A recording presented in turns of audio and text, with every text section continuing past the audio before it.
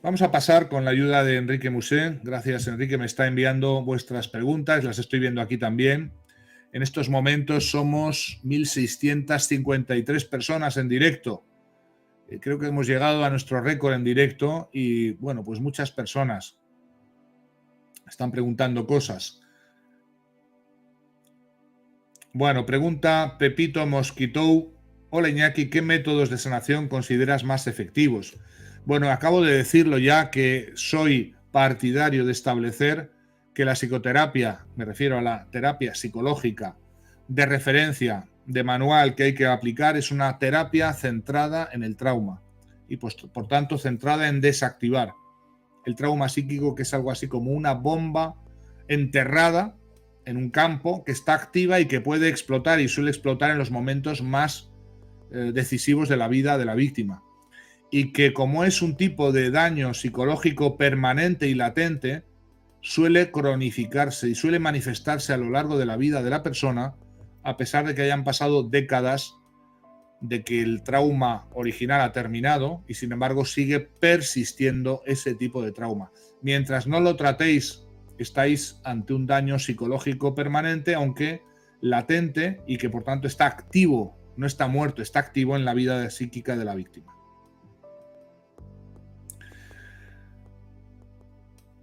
Bueno, hay muchas preguntas, puedo ver aquí. Lourdes Trujillo pregunta, ¿es normal pasar de la total desconfianza a luego ser increíblemente confiada? Es decir, ir regresar de confianza a desconfianza. Sí, esto es exactamente el mecanismo que he descrito. Ir de la extrema desconfianza o la extrema confianza a lo contrario, porque el manejador, el volante, está averiado, no hay volante. Por tanto, no hay regulador de si puedo o no puedo confiar. Tanto da que la víctima se entregue ciegamente a cualquier ser humano pensando que todos son buenos, como son muchas víctimas del trauma, se convierten en personas ingenuas, poco pagafánticas, personas que no ven el mal ajeno, que opinan, creen que esa opinión de que no hay personas malas, que todo el mundo es bueno, etcétera, viene de su interna buena disposición, cuando lo que viene es de un sistema de apego destruido y por tanto que está apuntando al 1, todo el mundo es bueno. Tan malo es eso como lo contrario, el 0, todo el mundo es malo, todo el mundo me puede hacer daño, todo el mundo es potencialmente un depredador y por tanto garantizar que la víctima quede aislada. Esta pregunta que hace Lourdes Trujillo explica perfectamente que el sistema de apego, el sistema de confianza al no funcionar puede estar en una confianza completa y total hacia todo el mundo o pasar a una desconfianza total de todo el mundo, es decir, sin afinar. Afinar significa discriminar, el amigo del enemigo. Cuando las personas que debieran haberte protegido te han hecho daño, cuando una pareja te ha hecho daño, cuando has vivido el amor cero, cuando has vivido la familia cero, tu sistema de apego no funciona, es decir, tu sistema de alarma ante el peligro ya no funciona. Y lo mismo te puedes entregar a cualquiera pensando que todo el mundo es bueno y nadie me va a hacer daño, como lo contrario.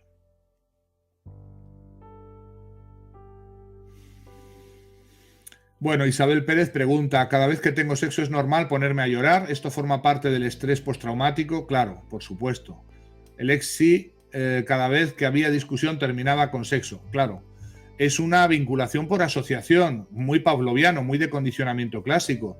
Resulta que los psicópatas utilizan el sexo como forma de superar problemas, pilladas, dificultades. ¿Qué ocurre? Que finalmente la víctima asocia la experiencia gratificante, que debería ser gratificante del sexo, con todo el dolor de la traición, del daño, de la infidelidad, de la vulneración del derecho fundamental a poder confiar en el otro. Y por eso se convierte, por asociación, en algo terrible. No os preocupéis mucho por esto porque tiene reversibilidad. Esto no es una desactivación definitiva y permanente de la función o del disfrute de la vida sexual, pero es normal que las víctimas tengan afectada la esfera sexual precisamente por esa asociación y por cómo los psicópatas utilizan el sexo como un instrumento más al servicio de enganchar y seducir a la víctima. Yud pregunta, usted ha hablado de condicionamiento, ¿es posible desde el punto neurológico resetear el cerebro y reprogramarlo? No se trata de reprogramarlo, el reseteo del cerebro, más bien de la mente, cuidado que utilizamos dos lenguajes distintos, las técnicas de desensibilización y reprocesamiento del trauma, basadas en la estimulación bilateral del hemisferio izquierdo y derecho del cerebro, son muy eficaces. Todavía no sabemos exactamente por qué, es decir, no hay una explicación todavía muy convincente de por qué funciona. Lo que sí sabemos es que funciona. Son técnicas basadas en la evidencia. No es una técnica voluntarista, digamos que todavía hay que ver si acaso cura o no. Esto está completamente probado de mil maneras que funciona, cura a las personas con estrés postraumático. Pero ¿por qué cura? Esa es otra cuestión. Lo cierto es que podemos asemejar esa curación a un reseteo, porque la mente humana tiene capacidad de autocurarse y de resetearse. Esto es importante saberlo. El daño postraumático no es un daño irreversible. Por eso hay esperanza. Por eso estamos aquí dedicando tantas noches. Por eso llevo 30 años trabajando con víctimas que se han recuperado. Porque hay recuperación, hay vida más allá de los psicópatas y por tanto no es una maldición, no es una cosa irreversible el sufrir estrés postraumático. A mí me molesta profundamente y me causa mucha tristeza ver a cuántas víctimas del amor cero y de traumas de todo tipo han pasado por mi consulta, por el instituto, después de haber pasado años con psicoterapeutas inexpertos que no les han curado, que no les han siquiera explicado lo que tenían porque ni siquiera hicieron un diagnóstico. Muy pocas personas han hecho una evaluación y un psicodiagnóstico correcto, con cargo a pruebas psicométricas, con test válidos y fiables. Y por tanto, en lugar de ser curados, se les ha mantenido en una situación clínica muy postrante, muy dolorosa. Y claro, llevan muchos años pensando ya que lo suyo no tiene arreglo, que lo suyo no tiene remedio y que lamentablemente hay que resignarse, una vez que uno tiene estrés postraumático, a permanecer de por vida afectado por esto. Esto no es cierto. El estrés postraumático tiene reversibilidad, pero con las técnicas adecuadas y con esta facilidad de la mente humana de resetearse y de, aplicando las tecnologías adecuadas, volver a ser feliz, volver a confiar, volver a tener una calidad de vida óptima. Pregunta Gustavo Ernesto, gracias por el superchat. ¿Por qué el psicópata tiene nueva pareja tan rápido después del descarte? Pues porque el descarte viene porque hay alguien mejor o alguien más fácil o alguien que ya es nueva víctima. Los psicópatas encabalgan relaciones, lo he explicado muchas veces en el canal, encabalgan relaciones no solamente después, sino durante. La sorpresa para muchas víctimas es descubrir que ya mucho antes del descarte el psicópata tenía otra u otras víctimas en paralelo con las que ya estaba, entre comillas, no solo flirteando, no solo lanzando el gancho, sino ya teniendo relaciones plenas y totales en dobles y triples vidas que las víctimas ignoraban. De ahí que la pregunta es un poco ingenua. No es que van tan rápido después del descarte, es que van tan rápido incluso antes. El descarte es cuando el psicópata, por alguna razón, o la psicópata, ha entendido que esta víctima ya no le sirve más o que hay otras formas de entretener su tiempo mejores depredando a nuevas víctimas. Y por tanto, ese descarte manifiesta muchas veces, lamentablemente, que la víctima ha alcanzado un nivel de destrucción y devastación emocional que ya le hace ser completamente inservible para el psicópata, o que ya ha sacado todo lo que había pensado sacar de la víctima. Pregunta MJ Vázquez, ¿podría superarse el miedo tratando de exponerse de manera gradual a esas situaciones que lo generan e ir superándolas paso a paso? Sí, este es el tratamiento tradicional. La psicoterapia para resolver fobias o miedos es precisamente una desensibilización paulatina. Es una estrategia correcta para estos problemas. Lo que pasa es que aquí no estamos ante una fobia. La víctima no tiene una fobia a su abusador, no estamos ante un miedo. Claro que tiene miedo, pero no es exactamente el diagnóstico. Por eso insisto en la necesidad de establecer correctos diagnósticos. Estamos hablando de un cuadro postraumático. Y el cuadro postraumático no es un cuadro de miedo a un estímulo que por alguna razón se ha quedado condicionado, anclado erróneamente. miedo a las serpientes, miedo a volar, miedo a viajar en coche, miedo a subir en ascensores. Esos miedos se tratan con la técnica tradicional de la desensibilización sistemática y con las psicoterapias cognitivas que han evolucionado desde ese modelo a cosas muy interesantes. Pero no estamos ante ese problema. Que nadie se equivoque. No estamos ante una fobia o ante un miedo. Estamos ante un cuadro de estrés postraumático. Esta noche estamos hablando de por qué duele tanto cuando los psicópatas descartan, cuando los psicópatas hacen lo que hacen. Más preguntas.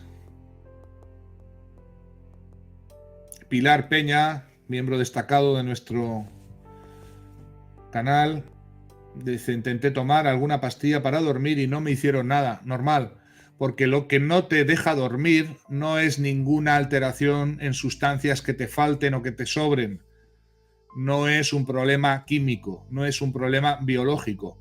Lo que te impide que duermas es que cuando te quedas inconsciente, cuando te quedas dormida, irrumpen en forma de pesadillas los contenidos que han quedado insertados en tu mente, los contenidos propios del trauma, del estrés postraumático, es decir, los contenidos de las escenas, vivencias, situaciones dolorosas que al no estar desensibilizadas ni reprocesadas, irrumpen en el sueño y causan la destrucción del ciclo circadiano y de las fases, sobre todo las fases REM. Durante esas fases REM, esa fase de ensoñación, se manifiestan pesadillas terribles en las cuales la persona vuelve a sufrir cantidad de veces cosas que ya han pasado, se producen flashbacks dentro del sueño, es decir, pesadillas. Y esas pesadillas hacen que cuando la persona despierta no puede volver a dormirse, el cuerpo no quiere, entre comillas, volver a sufrir y por tanto se establece un tipo de insomnio que denominamos retrógrado, propio de las 3, 4 de la madrugada, propio de las víctimas de estrés postraumático. Es un síntoma patognomónico esencial para confirmar la presencia de un cuadro de estrés postraumático. Por tanto, Pilar, no tomes pastillas para dormir, toma cuanto antes una terapia de reprocesamiento y de sensibilización del trauma. Nuestro guerrero hawaiano, saludos para él. Dentro del trastorno de estrés postraumático entran síntomas como mareos, dolores de cabeza, ver moscas flotantes, puntitos negros que se mueven, presión en el pecho. Claro que sí. Siempre al estrés postraumático le acompaña una psicosomática, una reacción del cuerpo que es biológica, física, real, no es imaginaria, pero que no obedece a una enfermedad, no obedece a un trastorno médico, sino a que el cuerpo representa el trauma de mil maneras que recuerdan simbólicamente la situación que la persona de alguna manera no está siendo capaz o de comprender o de salir de ella. Por eso, pues son muy frecuentes síntomas físicos, los mareos, las alteraciones gástricas, las cefaleas de tensión, ciertas visualizaciones de centellas o de moscas, como dices tú, moscas volantes o flotantes, puntitos estrellados, puntos negros, y que no tienen, porque la persona consulta los especialistas en las diferentes materias y encuentra que no tienen ninguna naturaleza biológica o médica.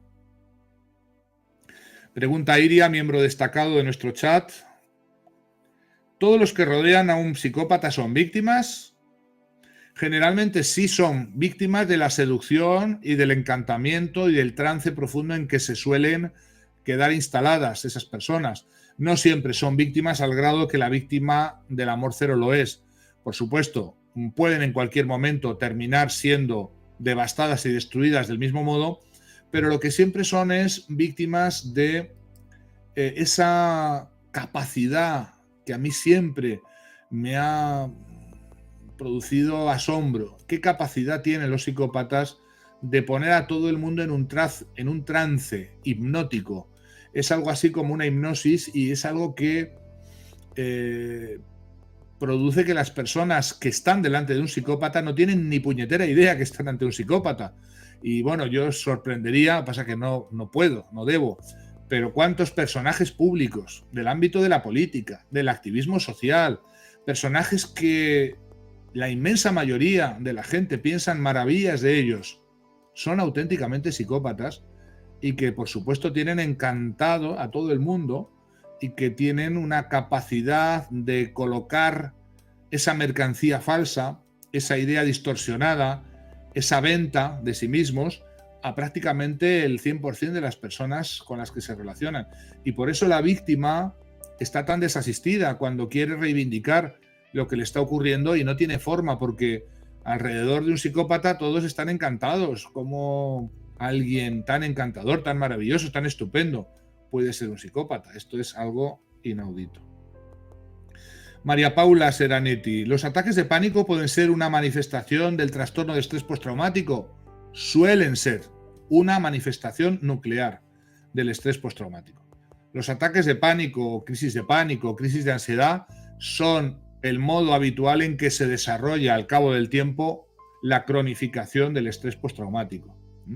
Y obedecen generalmente a cómo se desencadenan con estímulos que recuerdan literalmente, evidentemente para la víctima, el trauma, o que están asociados, aunque la víctima no entienda que están asociados. Una persona con estrés postraumático puede tener un ataque de pánico sin saber de dónde le ha venido, pero un examen atento con un psicoterapeuta experto permite descubrir el estímulo que ha desencadenado automáticamente el flashback. La crisis de estrés postraumático no es más que una reacción de defensa del cuerpo ante un estímulo que en algún momento le ha generado una asociación a una situación de grave daño, de peligro inminente. Es decir, la situación que está encastillada, engastada dentro del trastorno de estrés postraumático. Por cierto, el trastorno de estrés postraumático que cursa con crisis de pánico y crisis de pánico que tienen una reversibilidad muy rápida cuando se trabaja la desensibilización y el reprocesamiento del trauma. Lo primero, de las primeras cosas que terminan son las somatizaciones y las crisis de pánico, los ataques de pánico. Por tanto, la calidad de vida de la víctima vuelve a ser mucho mejor muy rápidamente. Judy Landrau pregunta: ¿por qué descartan? ¿Por aburrimiento o porque ya no tienen más nada que sacar de nosotros? Son las dos razones, Judy.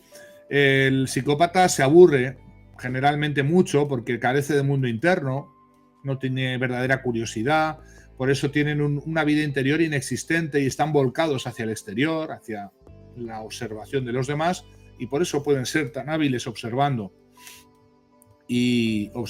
detenidamente a las víctimas años antes de atacarlas. Pero también los psicópatas se aburren en las relaciones, pero también descartan cuando han conseguido lo que querían o ven que la víctima está tan destruida ya que no es capaz de proporcionarles ninguno de los réditos, de los objetivos que se habían planteado alcanzar. O porque han encontrado otras víctimas propiciatorias más fáciles, más suculentas, más depredables, y por tanto emplean su tiempo en otra cosa, y seguir dedicando tiempo o esfuerzo no les merece la pena. Y es ahí por lo que se les cae la máscara. Cuando ya no tienen ningún interés en mantenerla, no necesitan, entre comillas, hacer esfuerzos para mantener la mentira o para ocultarla, y es cuando se les cae la máscara, y esto es la manifestación del horror para la víctima cuando descubre lo que hay detrás de esa máscara, de esa persona que obviamente no es lo que la víctima pensaba. Más preguntas.